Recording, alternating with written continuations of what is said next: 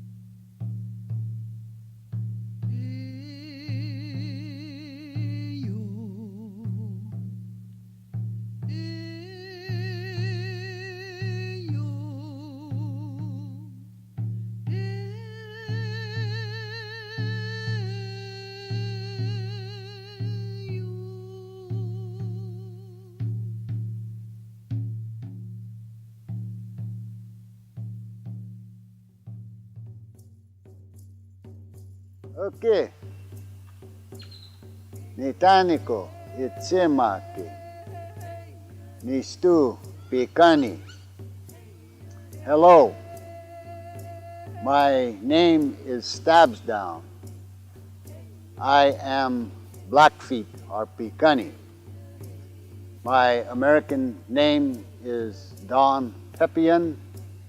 I'm the director of the American Indian Program here at New Mexico State University in Las Cruces, New Mexico.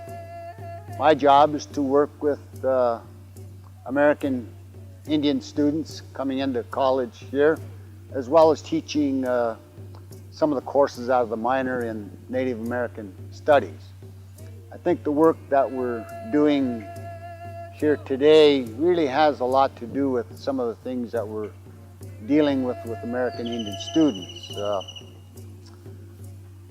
One of the major issues has to do with transition to college, making the transition from Pueblo, from the reservation, into university community life. I remember going to a World Indigenous Peoples Conference in 1993, and a lady said it quite succinctly: how do you know where you're going unless you know who you are and where you've been?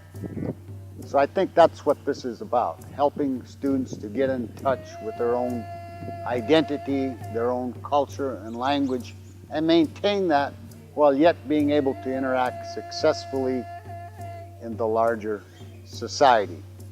And this work is important because we don't have a lot of role models for Native students. And I think this particular film will help people, students, and others to know that we did have our heroes and our leaders that we can look up to as ways to be able to just live this life and maintain our own identity and interact with other cultures.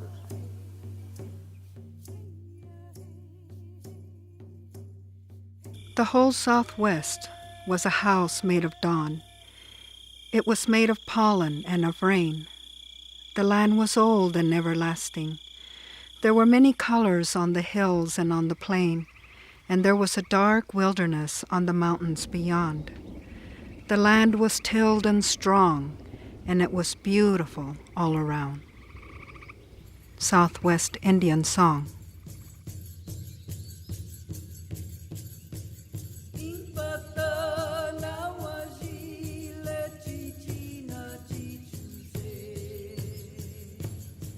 When we were created, we were given our ground to live on. And from this time, these were our rights. This is all true. We were put here by the Creator. I was not brought from a foreign country, and I did not come here. I was put here by the Creator. Chief Winenak, Yakima.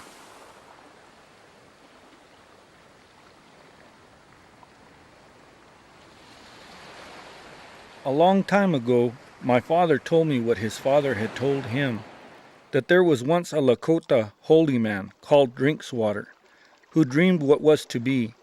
He dreamed that the four-leggeds were going back to the earth, and that a strange race would weave a web all around the Lakotas. He said, "You shall live in gray houses in a barren land. Sometimes dreams are wiser than waking." Black Elk, Oglala Sioux.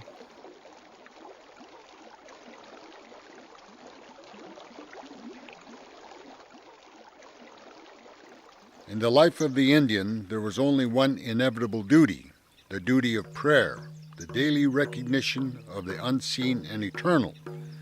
His daily devotions were more necessary to him than daily food. He wakes at daybreak, puts on his moccasins, and steps down to the water's edge. Here he throws handfuls of clear, cold water into his face, or plunges in bodily. After the bath, he stands erect before the advancing dawn, facing the sun as it dances upon the horizon, and offers his unspoken orison. His mate may precede or follow him in his devotions, but never accompanies him. Each soul must meet the morning sun, the new sweet earth, and the great silence alone.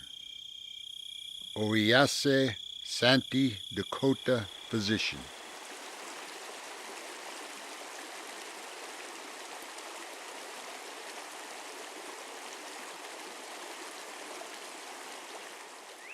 Everything the power of the world does is done in a circle. The sky is round, and I have heard that the earth is round like a ball, and so are all the stars. The wind, in its greatest power, whirls. Birds make their nest in circles, for theirs is the same religion as ours. The sun comes forth and goes down again in a circle. The moon does the same. Both are round. Even the seasons form a great circle in their changing, and always come back again to where they were. The life of a man is a circle from childhood to childhood, and so it's in everything where power moves. Our teepees were round like the nest of birds, and these were always set in a circle. The nation's hoop, a nest of many nests, where the Great Spirit meant for us to hatch our children. Black Elk, Oglala Sioux.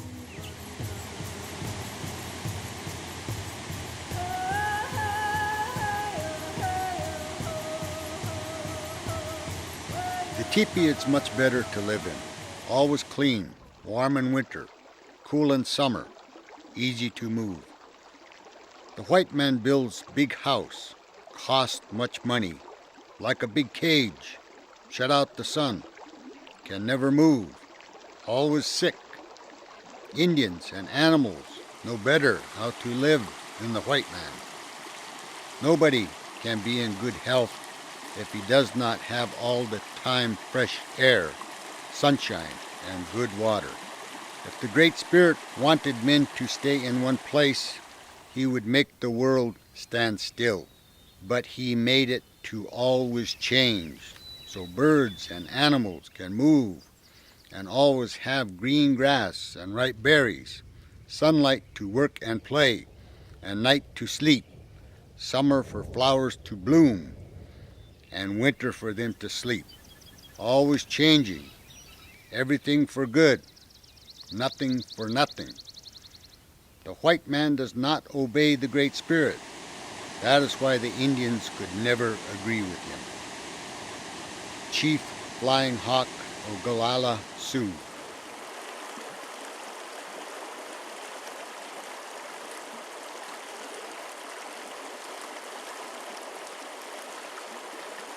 We did not ask you white men to come here. The Great Spirit gave us this country as a home. You had yours. We did not interfere with you. The Great Spirit gave us plenty of land to live on, and buffalo, deer, antelope, and other game. But you have come here. You are taking my land from me. You are killing our game, so it's hard for us to live. Now you tell us to work for a living? But the Great Spirit did not make us to work, but to live by hunting. Chief Crazy Horse, Oglala Sioux.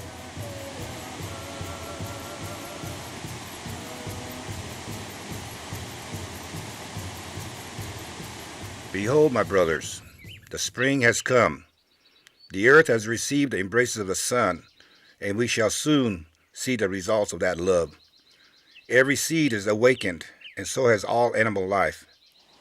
It is through this mysterious power that we too have our being, and we therefore yield to our neighbors, even our animal neighbors, the same right as ourselves, to inhabit this land. Tatonka Yankielo, Sitting Bull.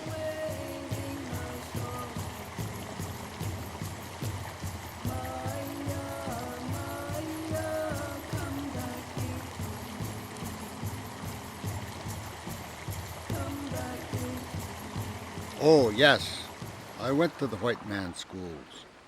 I learned to read from school books, newspapers, and the Bible, but in time I found that these were not enough. Civilized people depend too much on man-made printed pages. I turned to the Great Spirit's book, which is the whole of creation. You can read a big part of that book if you study nature.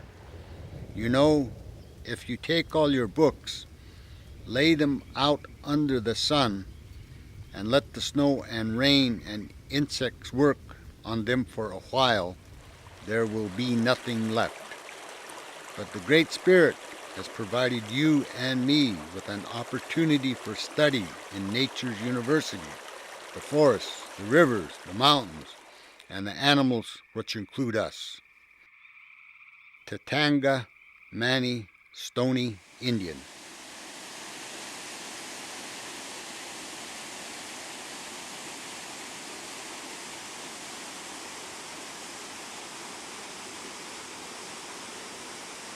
My brothers, the Indians must always be remembered in this land.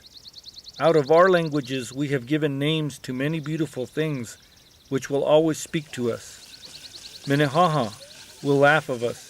Seneca will shine in our image. Mississippi will murmur our woes. The broad Iowa and the rolling Dakota and the fertile Michigan will whisper our names to the sun that kisses them. The roaring Niagara, the sighing Illinois, the singing Delaware will chant unceasingly our Da'awe. Can it be that you and your children will hear that eternal song without a stricken heart?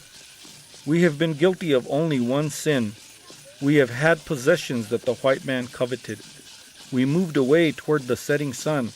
We gave up our homes to the white man. Kethae, or eagle wing.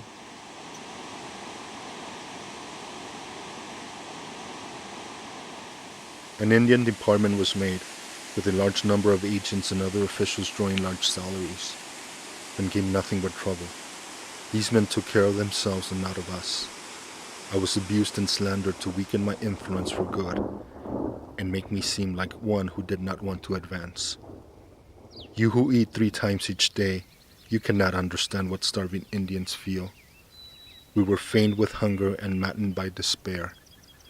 The Indian department called for soldiers to shoot down the Indians whom it had starved into despair. Red Cloud, Oglala Sioux Chief.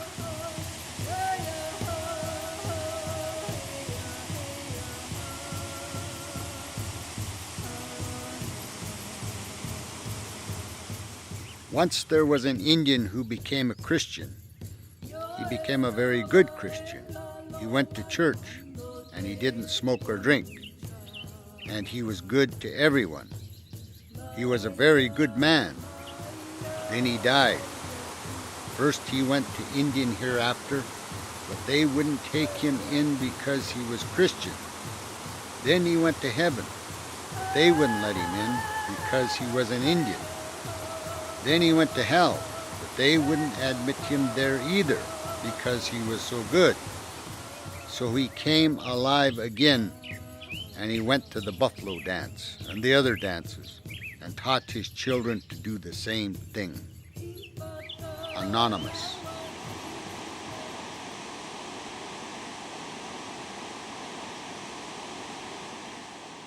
I went back to school in the fall.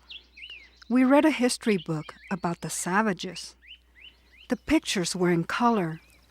There was one of a group of warriors attacking white people. A woman held a baby in her arms. I saw hatchets, blood dripping, feathers flying. I showed this picture to my sister. She said, "Rosemary, don't you know you're Indian?" I said, "No, I'm not." She said, "Yes, you are." I said, "No." And I ran behind a clump of juniper trees and cried and cried.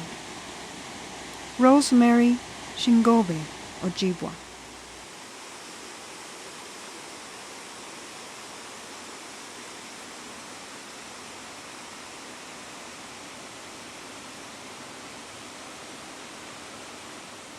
At last I see that which I have always longed for, to see my race dissatisfied with themselves and the conditions under which they live.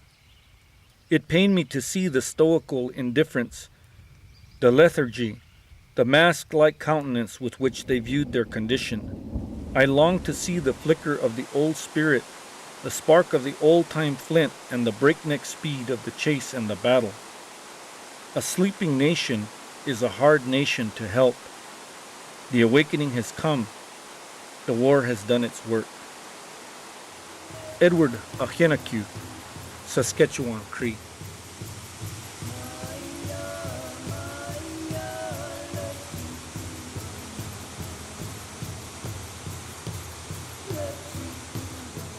A 100,000 years have passed, yet I hear the distant beat of my father's drums. I hear his drums throughout the land. His beat I feel within my heart. The drums shall beat, so my heart shall beat, and I shall live 100,000 years. Shirley Daniels, Ojibwa.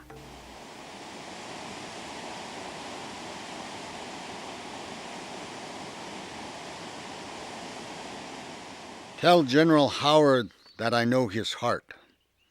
What he told me before, I have in my heart. I'm tired of fighting. Our chiefs are killed. Looking Glass is dead. Tuhul Su Sweet is dead. The old men are dead. It is now the young men who say yes or no. He who led the young men is dead. It is cold. We have no blankets. The little children are freezing to death. My people, some of them have run away to the hills and have no blankets, no food. I want to have time to look for my children and see how many of them I can find. Maybe I shall find them among the dead. Hear me, my chiefs. My heart is sick and sad. From where the sun now stands, I will fight no more forever. Chief Joseph Nez Perce.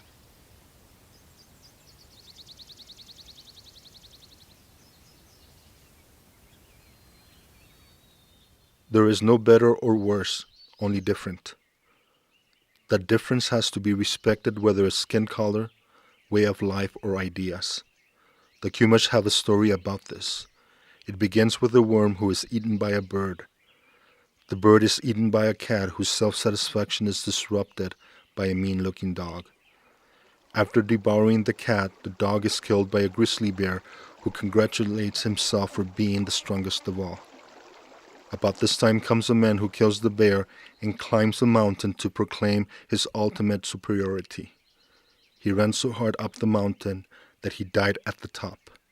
Before long, the worm crawled out of his body. Kote Kota, a Chumash man.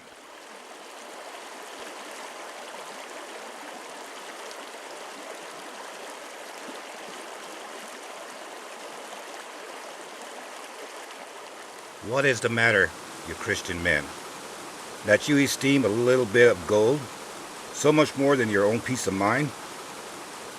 Ponchilko Kuna.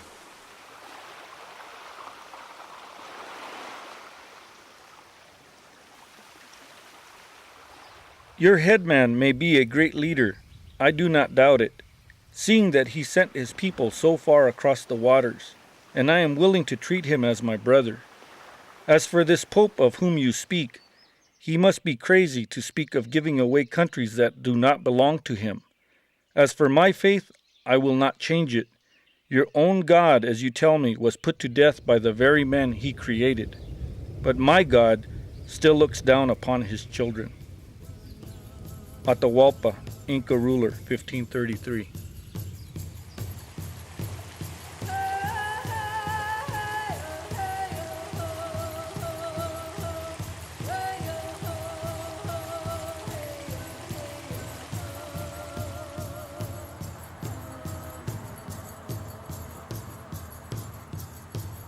Somebody must explain the 4,000 silent graves that mark the trail of the Cherokees to their exile.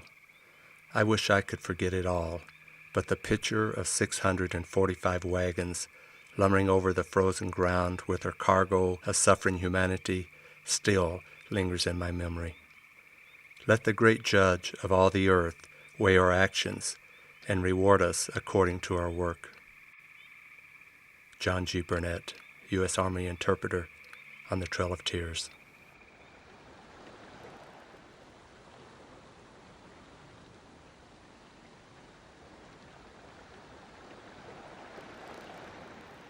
Brave younger brother, you have exhausted yourself fighting in our cause. We have all felt the pain of slavery and of the burning of our homes. Starvation and death have become prominent members of our families.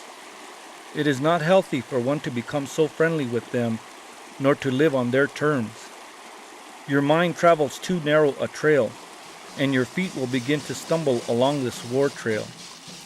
Come, we will have a blessing way. On the path of beauty, you will restore your strength. Zarcillos Largos, Navajo, speaking to Chief Manolito.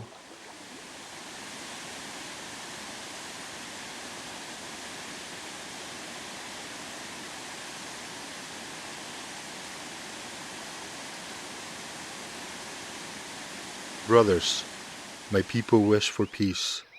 The red men all wish for peace. But where the white people are, there is no peace for them, except it be on the bosom of our mother. Tecumseh, Shawnee.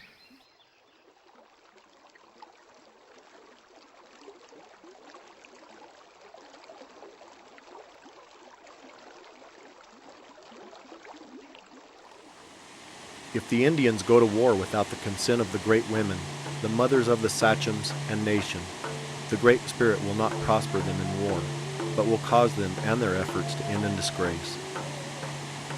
John Adlam, traveling among the Seneca in 1794.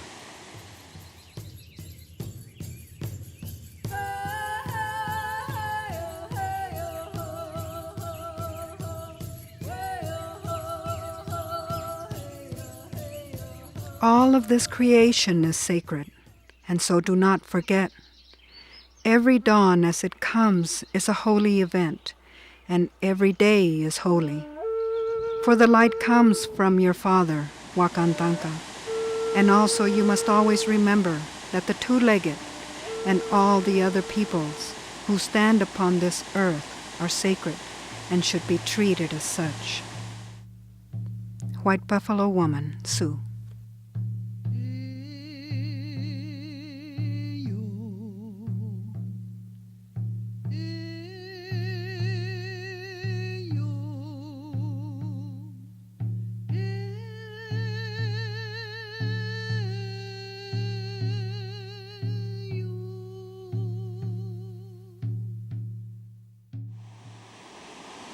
Much great water has swiftly tumbled over the falls since we first saw white men on the distant horizon of our Mother Earth.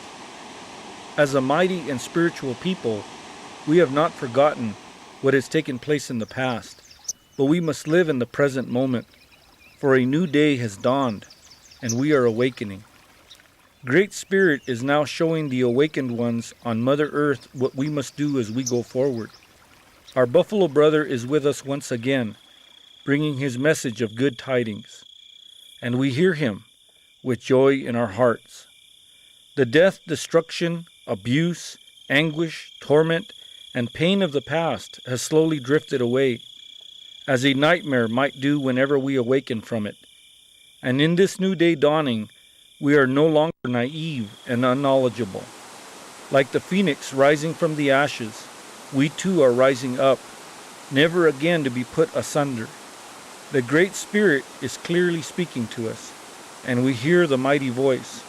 All who hear the voice are coming forth and know what they must do. The day of Mother Earth's purification has begun. By way of our powwows and gatherings, along with our daily walk, we are staying in tune with Sacred Mother's heartbeat. Now our children have much to be proud of once again as they learn the importance of respecting and living in harmony with all living things. Great Spirit and Mother Earth blesses us, and joy lives in our hearts, for we know who we are.